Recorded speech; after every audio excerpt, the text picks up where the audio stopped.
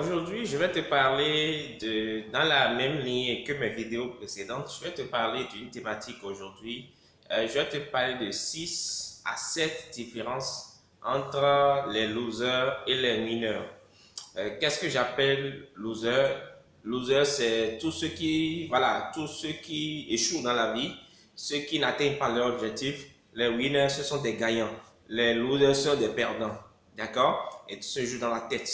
Donc, je vais t'expliquer aujourd'hui 6 différences majeures entre les winners et les losers. D'accord? Et donc, je vais procéder de façon simple. Je vais te donner les 6 à 7 caractéristiques des losers. D'accord? Et donc, à chaque fois, tu feras le parallèle par rapport aux winners. OK? Donc, il faut comprendre ça comme ça. Alors, première caractéristique des losers. Les losers sont des personnes qui ne savent pas qui ils sont. Donc, première caractéristique des losers, ce sont des personnes qui ne savent pas qui ils sont. Et donc, quand tu ne sais pas qui tu es, ça se voit dans ton comportement, ça se voit dans ce que tu dis, ça se voit dans ton habillement, ça se voit dans tes fréquentations, ça se voit dans tout ce que tu fais. D'accord? Si un tel te critique, une personne dit quelque chose de mauvais sur toi, ça t'affecte et ça change ta vision de qui tu es en fait. Donc, un loser, c'est ça, il se laisse définir par qui les autres disent qu'il est. Et donc, je vais vous raconter une magnifique expérience, une magnifique histoire dans ce sens. C'est un monsieur qui a pris l'avion. Donc, c'était la toute première fois qu'il a pris l'avion. Et donc, lui ne savait pas, voilà, il a payé son billet d'avion. OK? Et donc, quand il est rentré dans l'avion, normalement, l'hôtesse vient te voir pour dire, monsieur, qu'est-ce que vous allez manger? Petit déjeuner, dessert, etc., etc. D'accord? Donc, à chaque fois que l'hôtesse venait lui demander, monsieur, qu'est-ce que vous allez manger? Il disait non, merci. D'accord? Parce qu'il avait pris des biscuits en rentrant. Donc, il mangeait, pendant tous les 6 heures de voyage, il mangeait biscuit après biscuit. Quand la serveuse vient le voir, il dit non, merci, je ne veux rien manger. D'accord? Donc, à la descente, arrivé à destination, l'hôtesse est parti lui demander, mais monsieur, pourquoi est-ce que vous avez systématiquement refusé tout ce que nous vous avons proposé? Et bien, le monsieur a donné une réponse surprenante. Le monsieur dit, mais madame, mais c'était payant, je n'avais pas de l'argent pour payer ce que vous m'offrez comme nourriture. Et comme je sais qu'on est dans un avion, les nourritures seront sûrement chères, donc je n'ai pas les moyens de vous les payer.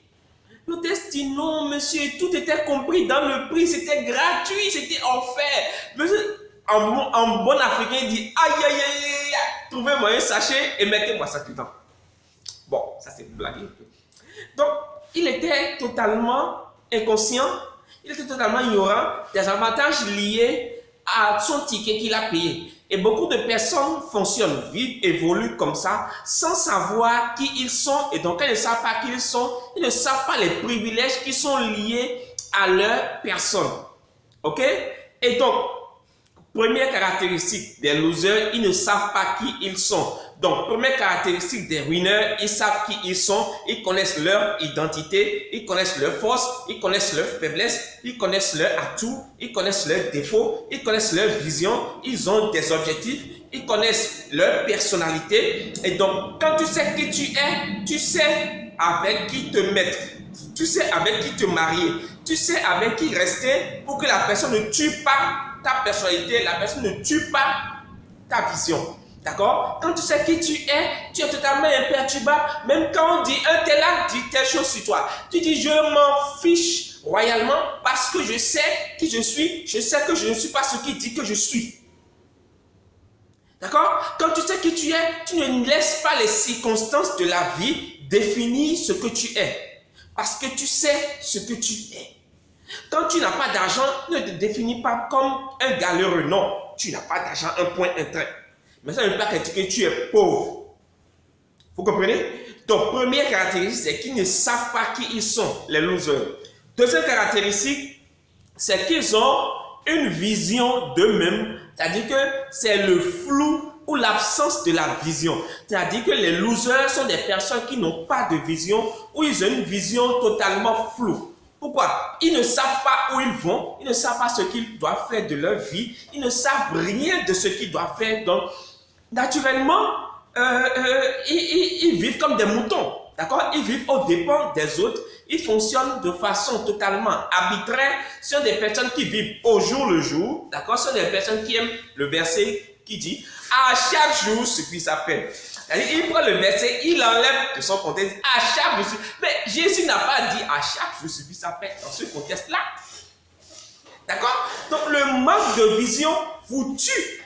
Quand quelqu'un n'a pas de vision, ça se voit dans ses paroles, ça se voit dans ses fréquentations, ça se voit dans son mode d'habillement, ça se voit dans les choix qu'il fait au quotidien dans sa vie. D'accord? Lorsque quelqu'un n'a pas de vision, la seule chose qu'il sait faire, c'est de critiquer, c'est de jeter des pierres à celui qui a une vision. Mais une vision pour ta vie. J'ai une vision claire pour ma chaîne YouTube. D'accord? Et donc, quand tu n'en as pas, tu vois que le gars, il est en train de s'amuser. Non, je ne m'amuse pas. Derrière chaque vidéo que je fais, c'est toute une préparation. Et donc, ils n'ont pas de vision. La vision, c'est quoi? C'est une image mentale que vous avez de votre futur. Alors, cette vidéo va durer un peu. Donc, franchement, prends la patience de m'écouter jusqu'à la fin. OK? Donc, prends la peine de me suivre jusqu'à la fin et tu vas me comprendre. Ok? Donc, c'est une image mentale que vous avez de votre futur. D'accord? Donc, lorsque vous avez une vision, alors pour avoir une vision, c'est totalement simple. Hein? Fermez les yeux. Imaginez-vous que vous êtes décédé, vous êtes mort, vous êtes dans un cercueil et des parents, amis, collègues, conjoints, enfants sont en train de faire des témoignages sur vous. Qu'est-ce que vous aurez aimé qu'ils disent sur vous? D'accord? Qu'est-ce que vous aurez aimé que vos enfants disent sur vous? Qu'est-ce que vous aurez aimé que vos collaborateurs disent sur vous? Qu'est-ce que vous aurez aimé que vos parents disent sur vous? Que votre conjoint dit sur vous? Qu'est-ce que vous aurez aimé que vos amis disent sur vous? Chaque type de personne, ce que vous aurez aimé qu'ils disent sur vous, c'est en fait ça votre vision.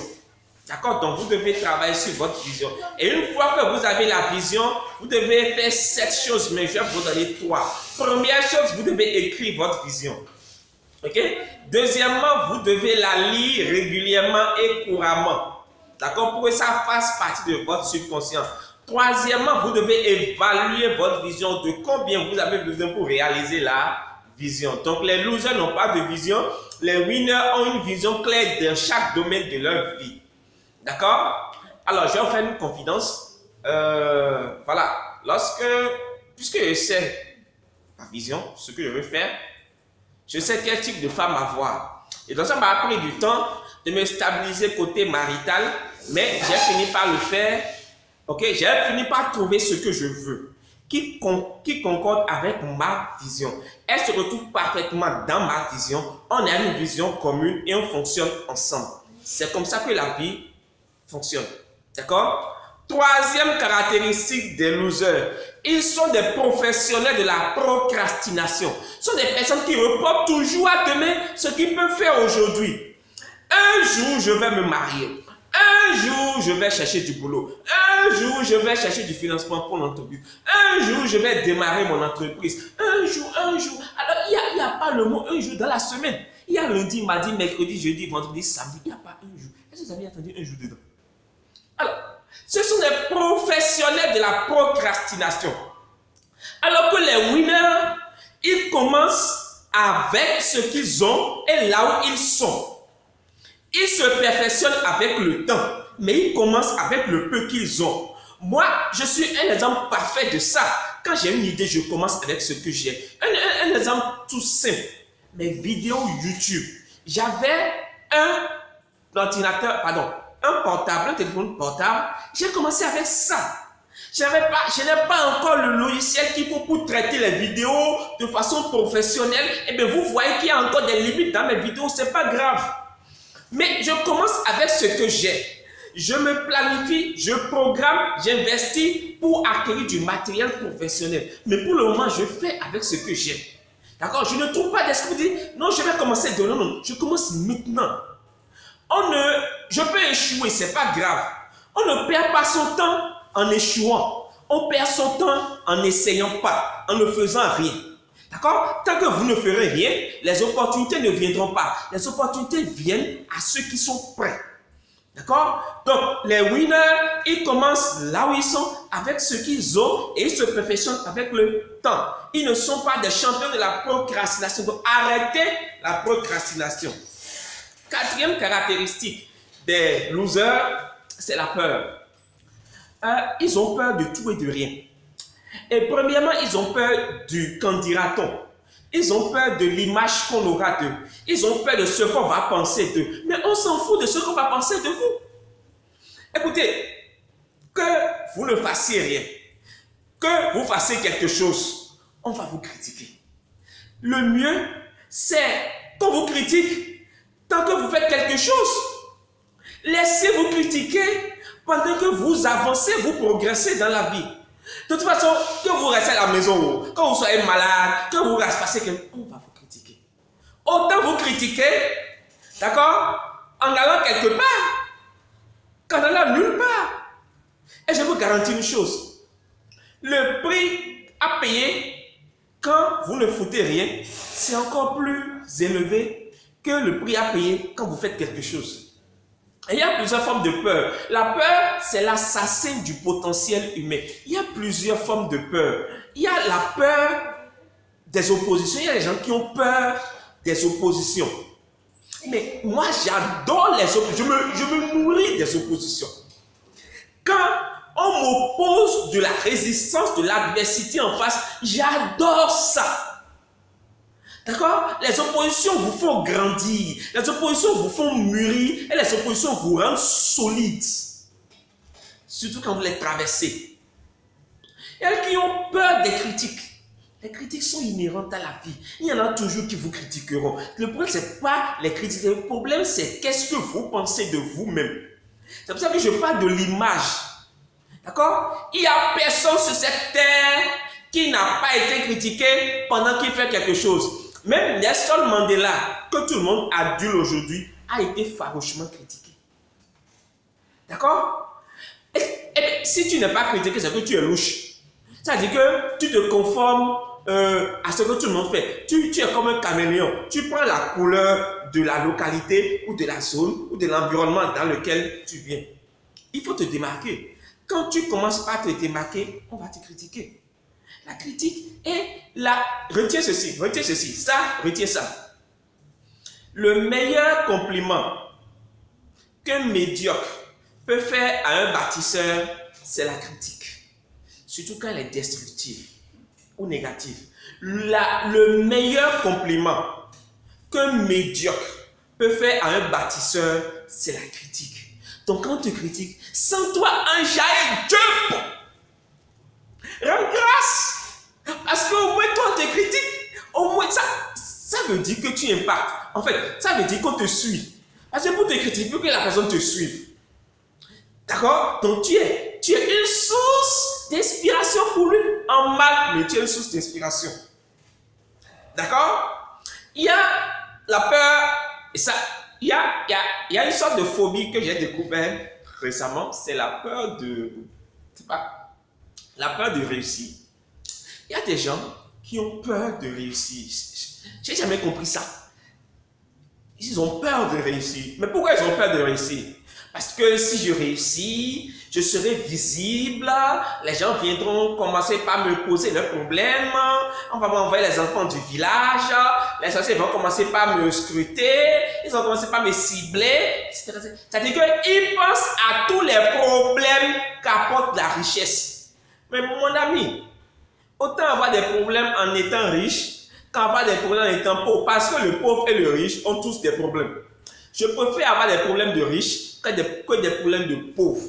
Au moins, quand je suis riche, au moins quand je deviens riche, je n'ai plus de problèmes de pauvre. C'est-à-dire que je n'ai plus de problèmes de qu'est-ce que je vais manger, mes enfants iront à l'école, où est-ce que je vais dormir. Non, je n'ai plus ces difficultés-là. J'ai des difficultés de riche. D'accord? J'ai des difficultés de riche. Ok? Alors, cinquième, donc, les losers ont peur. D'accord? Les losers sont caractérisés par la peur et les winners n'ont pas peur. Cinquième caractéristique des losers, ce sont des gens qui refusent de payer le prix. Alors, j'ai une bonne nouvelle et une nouvelle mitigée pour vous. La bonne nouvelle, c'est que tout est possible, tout est disponible, tout est accessible dans la vie. Tout est possible, disponible et accessible dans la vie. La deuxième nouvelle, un peu plus mitigée, c'est que tout est possible, accessible, disponible, tant que vous êtes prêt à payer le prix. Et ça, beaucoup ne sont pas conscients. Quand je parle de payer le prix, je parle de souffrance, je parle d'ingratitude, je parle de déception, je parle de tout ce qui fait mal à l'âme, tout ce qui vous choque, tout ce qui vous frustre, vos moments d'incertitude, vos moments de découragement, vos moments d'abattement, vos moments de, je ne sais pas trop, mais vos moments de découragement, vos moments où on vous attaque injustement, tu ne dis pas, on dit que tu as dit. Tu dis, on transforme, on dit que tu as dit comme ça. Tu n'as pas dit, on dit. Et ça fait mal. C'est ça le prix à payer. Tant que vous ne payez pas le prix, vous n'aurez pas quelque chose. Et il y a un auteur qui a dit quelque chose, et je pense que c'est vrai. Dans la vie, vous avez deux options. Soit vous payez le prix aujourd'hui et vous vous réjouissez, vous vous reposez. Plus tard, d'accord, ou vous vous amusez plus tard, ou vous vous amusez aujourd'hui et vous payez le prix plus tard. Dans tous les cas, la vie va vous demander son dû. Et retenez une chose, les gens ne se rappelleront pas de vos débuts. Ils vont toujours se rappeler de votre fin. Donc, faites en sorte de payer le prix à vos débuts et de vous amuser à la fin. Parce que c'est ça qu'ils vont retenir. Donc, payez le prix aujourd'hui. Souffrez, galérez, dutchez, acceptez qu'on vous critique, acceptez qu'on vous salisse. C'est-à-dire que c'est comme, considérez-vous comme un cadavre. Un cadavre, tu peux venir te mettre un cadavre. Il ne sent rien, il ne va pas réagir. Ceux qui réagissent face à la critique, ils vivent trop. Mourez un peu, mourez à vous-même. D'accord? Considérez-vous comme des gars morts. Ok? Ça coule, ça descend et on continue son chemin. D'accord? Mais payez le prix. Ceux qui acceptent de payer le prix donnent le meilleur exemple à leurs enfants. Ceux qui acceptent de payer le prix donnent un avenir radieux à la future génération. Ceux qui ne payent pas le prix sont des gens, par exemple, qui viennent devant une vitrine, qui voient le prix, mais qui ne rentrent jamais dans la boutique parce que c'est cher. Ils ne rentrent jamais dans le restaurant pour acheter à manger parce que c'est cher. Tout a un prix dans la vie.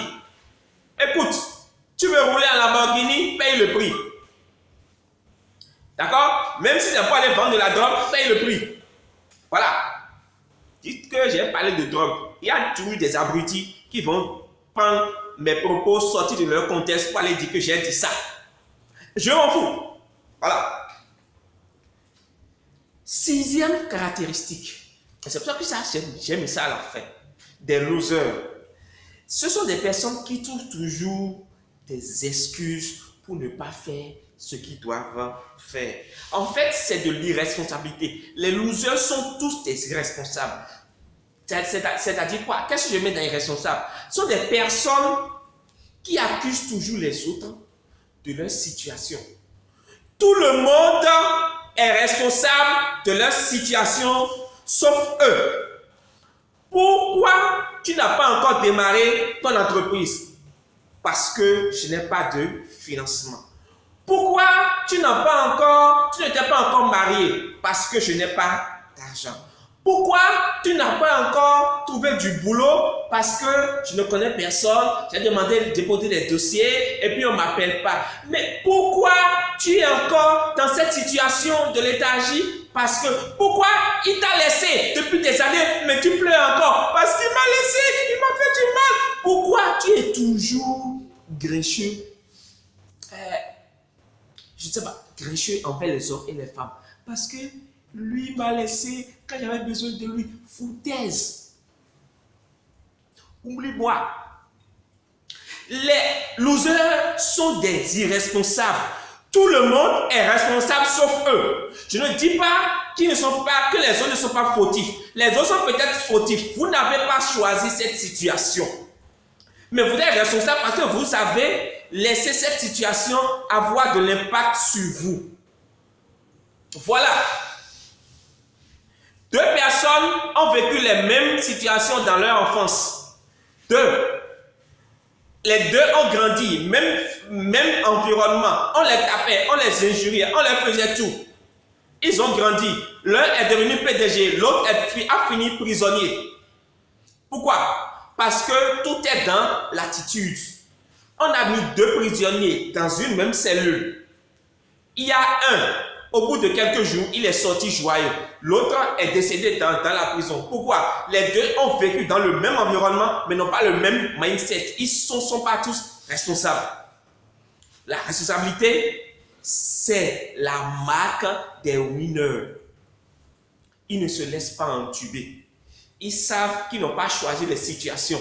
Mais quand les situations viennent, ils savent qu'ils ont le choix. Leur responsabilité se situe dans le fait que c'est eux qui décident de l'impact que la situation aura sur eux, pas la situation. Ok? Je vais vous raconter, 2016 a été quand même une année exceptionnelle pour moi, une année que je n'oublierai jamais de ma vie parce que j'ai vécu, pour ma part, les pires atrocités de la vie. J'ai vécu une année vraiment merveilleuse, mais une année remplie de frustration, quand même de défis. 2016, j'ai été cambriolé 2 fois au bureau et à la maison. J'ai été victime d'un braquage. J'ai fait 2 accidents mortels. J'ai frôlé la mort 2 fois. 2016, j'ai ouvert une entreprise qui a échoué. 2016, j'ai connu un litige juridique avec quelqu'un qui était décidé à vraiment me nuire, un concurrent. Et dans tout ça, je n'ai jamais été amer. Je n'ai jamais été grincheux. Je n'ai jamais laissé cette situation m'affecter. Sur le coup, ça m'affecte, ça me fait mal, ça me choque. Mais c'est juste au plus 24 heures. 24 heures, ça passe. Parce que j'ai développé une attitude de gratitude. L'action de grâce. À chaque situation, je rends grâce. Mes collaborateurs savent, j'ai une phrase qui m'est chère. Quand une situation vient, que je ne la comprends pas et que c'est une mauvaise situation, je dis c'est une bonne nouvelle. Au début, ça les choquait, mais aujourd'hui, c'est totalement clean pour eux. Ils savent de quoi je parle. Pas que la situation est bonne, mais je dois développer une bonne attitude dans cette situation-là. D'accord? 2016, j'ai tellement vécu des atrocités en 2016 que j'ai fini par... J'ai tellement rendu grâce que je n'ai pas laissé cette situation m'affecter. 2017, je vis une vie. 2017, c'est totalement le contraire de 2016 en bien.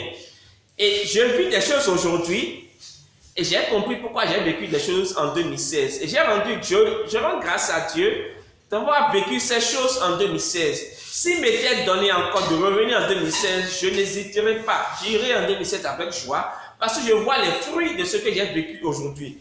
Et ce n'est pas ce que j'ai vécu qui est le problème, c'est mon attitude dans ces moments-là, dans ces périodes-là. Si toi, tu as la capacité de voir ton nom à la radio, à la télé, circuler sur les réseaux sociaux, étant on est en train de te dénigrer, de te critiquer, de dire quelque chose que tu n'as pas fait, si tu es capable de voir ça et de ne pas réagir, ça veut dire que tu es irresponsable. Irresponsable. Et je suis arrivé à ce niveau-là où je suis totalement froid. Injurie-moi. Critique-moi, dis tout ce que tu veux.